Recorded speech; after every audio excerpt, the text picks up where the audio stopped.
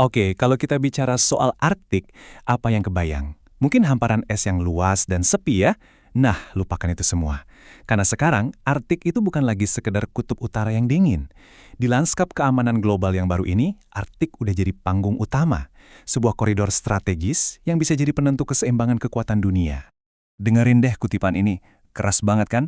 Intinya begini, Arktik yang tadinya kita anggap sebagai benteng es alami, sekarang malah jadi jalan tol buat serangan langsung ke Amerika Serikat. Ini tuh titik lemah yang selama ini kayaknya diabaikan. Dan sekarang bahayanya muncul lagi dengan sangat mengkhawatirkan.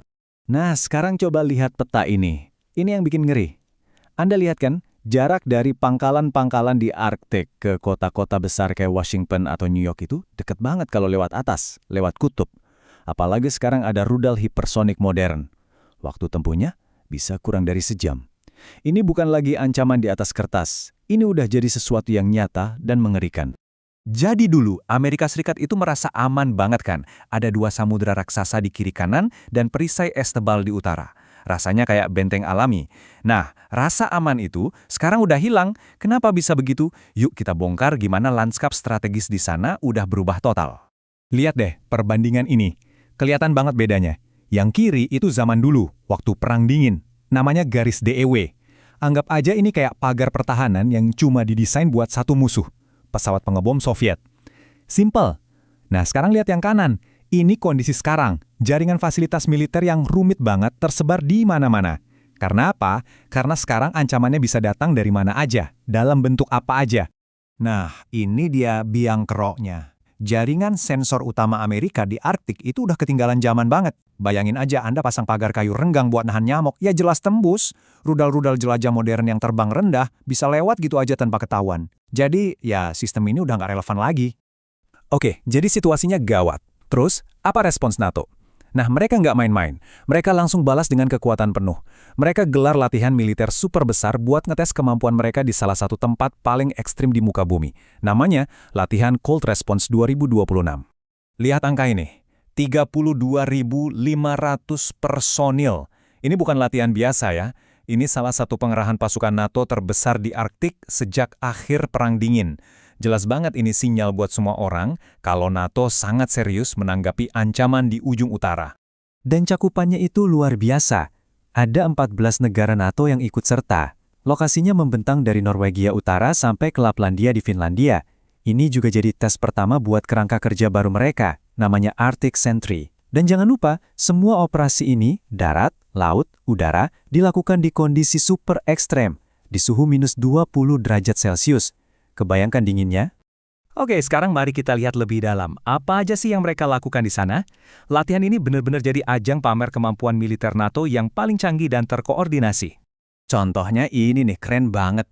Jadi ceritanya gini, pasukan marinir kerajaan Inggris menyusup keluar dari kapal selam Jerman yang lagi menyelam.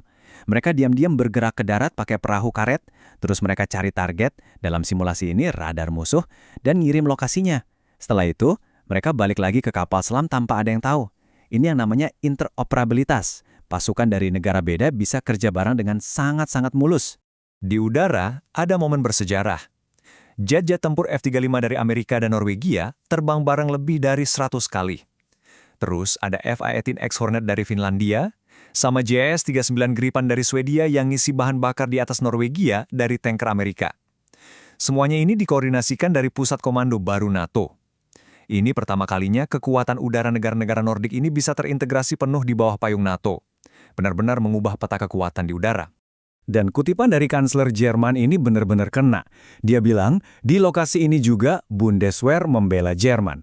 Maksudnya apa? Ini menunjukkan pergeseran cara berpikir NATO. Pertahanan kolektif itu ya artinya beneran kolektif. Membela pelosok Norwegia itu sekarang sama pentingnya dengan membela perbatasan Jerman sendiri. Garis depan itu sekarang ya seluruh wilayah aliansi. Oke, sejauh ini kedengarannya keren banget kan? Keterampilannya oke, kerjasamanya solid. Tapi di tengah-tengah latihan ada kejadian yang gak terduga. Sesuatu yang justru malah membuka kelemahan kritis dalam strategi NATO. Nah, disinilah ceritanya jadi makin menarik. Rencananya ini bakal jadi pameran kekuatan angkatan laut yang besar-besaran. Ada kapal induk amfibi dari Belanda, kapal serbu dari Turki, sama gugus tugas maritim NATO. Tapi bintang utamanya itu Gugus tugas kapal induk Charles de Gaulle dari Perancis. Ini salah satu aset militer terkuat yang dimiliki Eropa. Tapi, kapal itu nggak jadi datang. Saat persiapan lagi jalan, kapal induk andalan itu bersama seluruh rombongannya putar balik dan pergi. Coba bayangin, aset paling vital dalam latihan ini tiba-tiba hilang. Terus kenapa? Ternyata ada krisis pecah di Mediterania Timur. Akibatnya, kapal induk Prancis itu langsung dialihkan ke sana. Gak cuma itu, kapal perusak canggih Italia juga cabut, bahkan skuadron F-35B Marinir AS dan sebagian F-35A Angkatan Udara AS juga ditarik. Dalam sekejap, latihan ini kehilangan hampir semua kekuatan tempur canggihnya. Nah, insiden kapal induk yang hilang ini sebenarnya lebih dari sekedar perubahan rencana. Ini menyoroti dilema yang jauh lebih besar yang dihadapi NATO. Ini bukan lagi soal logistik, tapi soal sumber daya dan prioritas yang terbatas.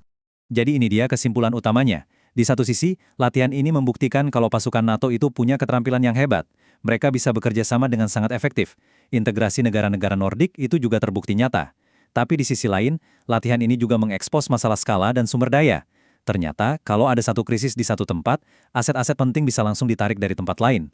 Aliansi ini jadi rentan kalau harus menghadapi krisis di dua front sekaligus. Dan kutipan dari komandan Belanda ini bikin kita sadar lagi sama realitanya. Dia bilang, ini mungkin gak akan selamanya jadi latihan.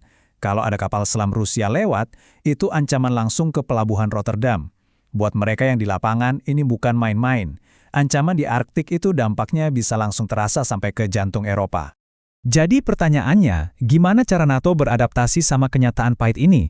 Kenyataan bahwa mereka mungkin harus melakukan lebih banyak hal dengan sumber daya yang lebih sedikit. Nah, jawabannya ada di perubahan postur pertahanan permanen mereka.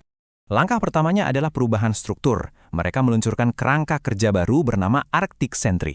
Gampangnya, ini adalah upaya pertama NATO untuk menyatukan semua kegiatan militer sekutu di Arktik di bawah satu komando. Tujuannya, biar lebih terkoordinasi dan efisien, jadi nggak jalan sendiri-sendiri lagi. Dan yang lebih penting lagi, pelajaran dari latihan ini langsung diwujudkan jadi aksi nyata. NATO mengumumkan mereka bakal membentuk pasukan darat garda depan Finlandia, sebuah gugus tempur multinasional yang permanen. Jadi, yang tadinya cuma kehadiran sementara untuk latihan, sekarang diubah jadi pertahanan permanen yang siaga di perbatasan. Jadi jelas ya, NATO sedang beradaptasi. Mereka mempertajam skill, memperkuat integrasi, dan membangun struktur komando baru. Tapi pertanyaan besarnya tetap ada. Di dunia yang penuh dengan krisis yang bisa muncul kapan aja dan di mana aja, apakah semua adaptasi ini bakal cukup? Cukup untuk menutupi kekurangan sumber daya mereka? Nah, itulah pertaruhan strategis yang sedang dihadapi NATO di ujung utara saat ini.